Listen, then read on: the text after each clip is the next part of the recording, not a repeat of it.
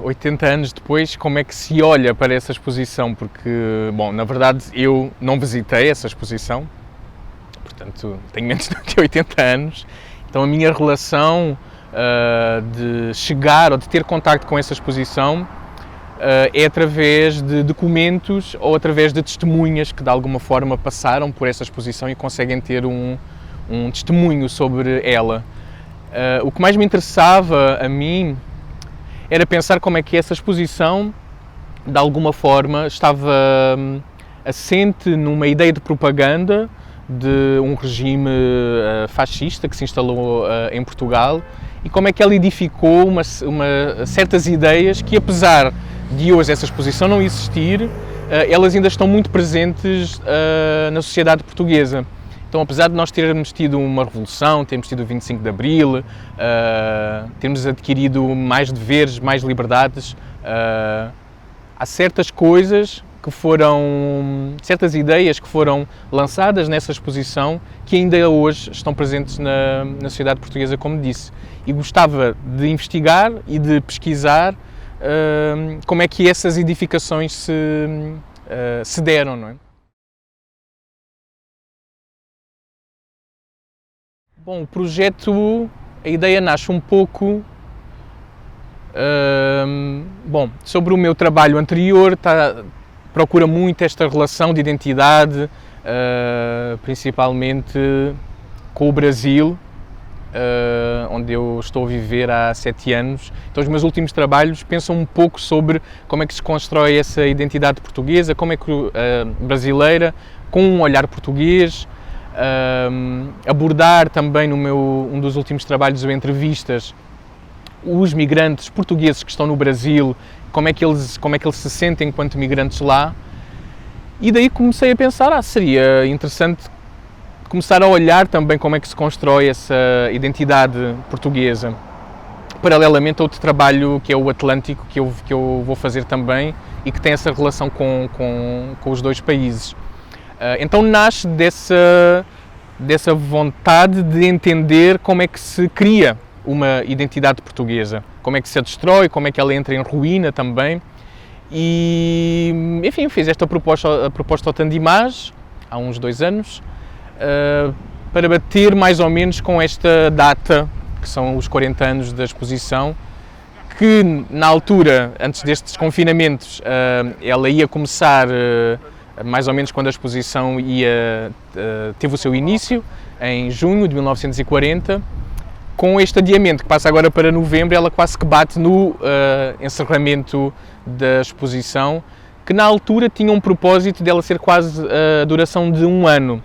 Ela termina mais cedo, porque instala-se mesmo a Segunda Guerra Mundial. Ela já existiam alguns eventos em 39, mas é em 40 que se diz que começa mesmo a Segunda Guerra Mundial.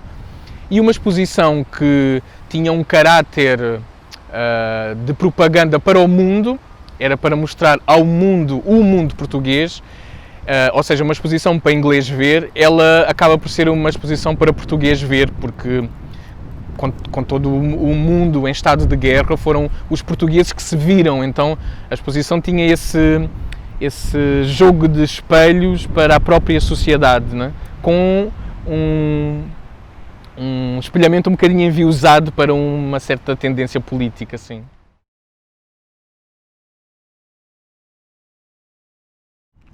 Acho que a experiência pode ser um pouco próxima com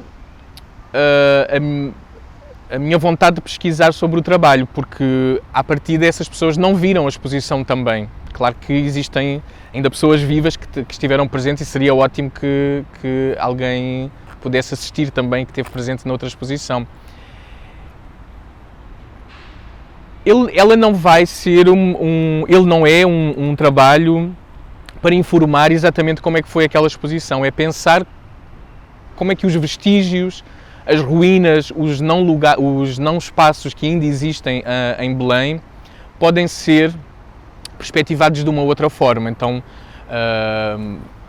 nós temos o padrão dos descobrimentos, que na altura da exposição foi feito em madeira, gesso, ferro, era para ser efêmero aquela edificação, e só anos mais tarde é que ela se tornou em pedra. Então, alguns vestígios do que acontecia nessa exposição, eles ainda estão presentes em Belém. E nesse percurso que nós fazemos, portanto, é um trabalho que é a caminhar, tem um áudio que as pessoas escutam e tem pequenas ações que eu faço em alguns pontos de Belém, que faço pequenas ações, mostro imagens que entram em justaposição com aquilo que nós estamos a ouvir, mas também com o espaço em que nós estamos. Portanto, eu também faço uma exposição temporária, nada do que eu apresento nesses pontos de paragem é algo que fica lá. São ações que acontecem, imagens que são mostradas, mas que depois elas desaparecem novamente. Então, eu tento recuperar esse caráter efêmero que a própria exposição Mundo Português tinha desde o início, né?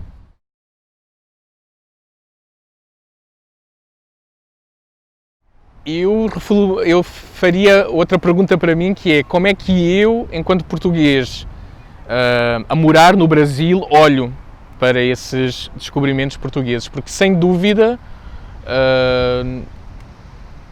a minha experiência de ter morado num país que foi colonizado por Portugal altera bastante a minha percepção sobre isso. E altera também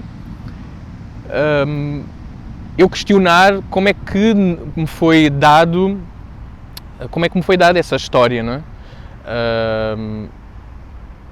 E que sim, nós sabemos sempre que os Estados-nação têm sempre esta vontade de edificar os heróis, que os anti-heróis não podem ser falados. Eu vejo que às vezes há uma confusão entre o que é que se pode considerar uma descoberta em termos científicos, em termos de descoberta de algo que ainda não existia, e depois acho que se baralha tudo em relação à palavra que eu prefiro usar, que é invasão. Se nós pensarmos que existiam no território americano uma população que já vivia lá, que tinha hábitos culturais, que tinha a sua fala, que tinha a sua forma de expressar a escrita, não como nós temos ocidentais, mas uma escrita que também é efêmera, é uma escrita que é no corpo, uma arquitetura muito específica. Como é que nós podemos dizer que descobrimos aquele lugar, não é? Então, mas quem estava lá, como é que entende isso, não é? Então, eu prefiro pensar que nós invadimos aquele espaço. E invadimos, e depois houve todo um processo de uso daquelas pessoas que estavam lá, e também da exploração de todos os minerais e todos os recursos naturais de muitos dos lugares. O processo de colonização no Brasil é bem diferente de Angola, de Moçambique, é bem diferente de dizer que Vasco da Gama descobriu o caminho marítimo para a Índia para criar relações económicas com a Índia. Portanto, ninguém foi escravizar indianos, foi uma relação económica. Então, eu pacto isto bem diferente do que aconteceu no Brasil, não é? Foi mesmo saquear ao máximo os recursos que aquele lugar tinha, não é? E com o uso de corpos que não recebiam dinheiro com isso. E isso fez com que tanto a escravatura fora de Portugal como a escravatura dentro do país criasse um desequilíbrio económico terrível, porque mesmo os portugueses de final de 1400 e início de 1500, pobres, eles ficaram num problema económico, porque se eu preciso de trabalhar e preciso de dinheiro para eu sobreviver, se existe um corpo que é obrigado a trabalhar e que não recebe dinheiro, os portugueses que não eram escravizados não vão ter trabalho, porque existe um outro corpo que vai fazer um trabalho gratuito. Então, o nosso processo de migração, de saída de Portugal, se deveu também a isso, de uma certa elite portuguesa ligada à monarquia, a congregações religiosas, tirar realmente o usufruto principal desse valor. Então, como é que nós podemos hoje, enquanto portugueses, olhar para esses descobrimentos e pensar o que é que nós beneficiamos enquanto sociedade com isso? Eu não me parece que beneficiamos assim tanto em termos sociais, económicos. Parece-me que ganhamos uma história, está ali uma coisa que é sempre edificada com muito valor, mas que ela esconde uma história perversa.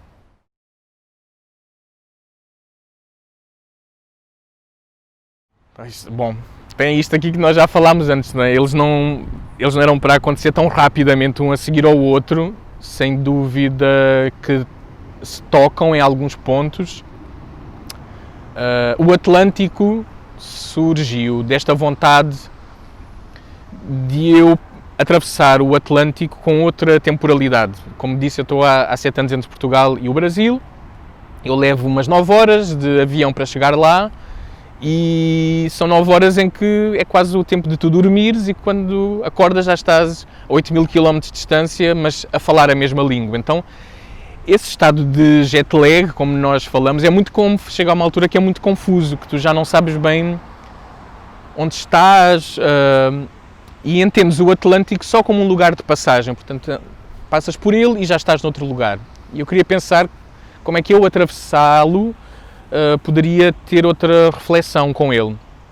E pronto, daí nasce essa vontade de cruzá-lo e pensar também nele como essa rota que há 520 anos era uma rota de mercadorias, uma rota de escravatura muito forte, de imigração de vários lugares do mundo, e como é que hoje em dia as suas rotas turísticas de alguma forma apagam esses vestígios desse passado.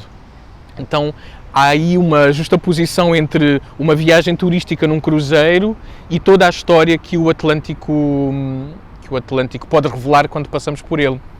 E eu fiz a viagem há um ano, de 1 a 14 de dezembro de 2019, e agora, passado um ano, apresento esse trabalho que, na sua formalização,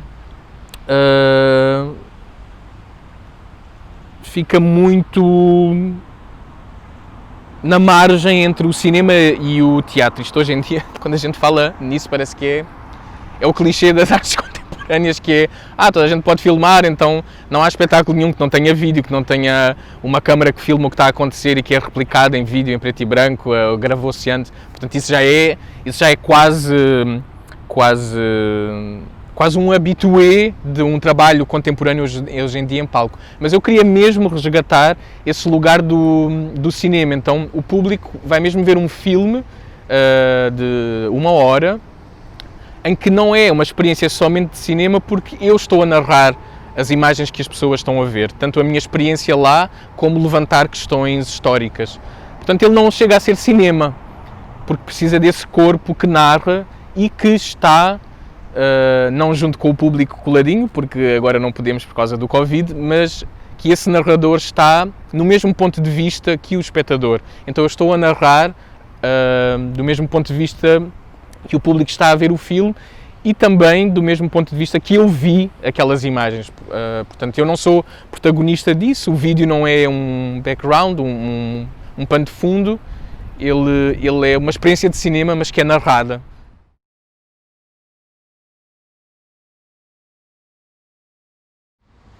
Eu acho que qualquer pergunta que se faça em relação à comparação entre Portugal e Brasil vem sempre bater na resposta do território e do número de pessoas, da população.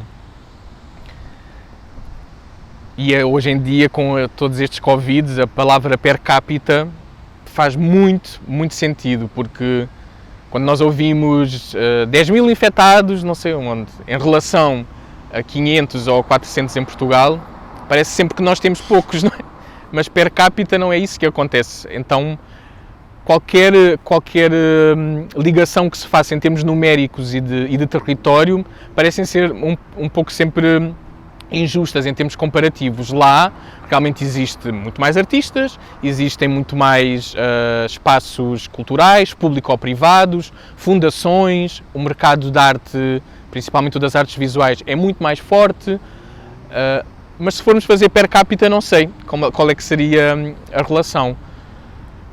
Hoje em dia, o que está a acontecer é que, pronto, por motivos políticos, houve um descrédito, uma não valorização do investimento do Estado para com a população e para com os profissionais das artes. Então não existe Ministério da Cultura lá, coisa que parece assim quase um reflexo do que aconteceu em Portugal há uns anos. Existe uma Secretaria de Estado que parece que estrategicamente está sempre a colocar pessoas que não vão ter aceitação para que nunca nada aconteça. Então ficamos muito mais preocupados com se essa figura vai ou não ser um bom político. Então parece que nunca acontece, que estamos sempre a entrar e a sair uma pessoa, e aquela ainda é mais polémica do que a outra, e aquela é melhor e aquela é pior, do que realmente existir essas condições para que o público tenha acesso. E isto, eu costumo falar muito disto, o investimento que o Estado faz é, acima de tudo, um investimento para o público.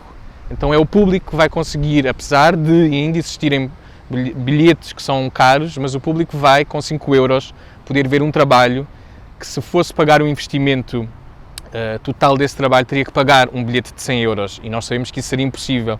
Então o Estado está, através dos profissionais das artes, a propor ao público algo em que ele pode ter acesso com um valor mais reduzido. Claro que nós, artistas, também beneficiamos, o Estado beneficia porque é a sua missão enquanto Estado, e todos beneficiam, e isso sim é o mais importante para que não existam assimetrias sociais, para que todos tenhamos um acesso a bens culturais de excelência. E voltando à pergunta, eu acho que é sempre muito difícil comparar entre os dois países pela sua dimensão, pelo número de população. A população inteira de Portugal é a mesma só do estado da grande área do Rio de Janeiro. Então, se nós pensarmos que todos os portugueses cabem na grande área do Rio de Janeiro, e só estamos a falar de um estado no Brasil, são vários países são vários Brasis dentro do Brasil. Obrigado. Obrigado eu.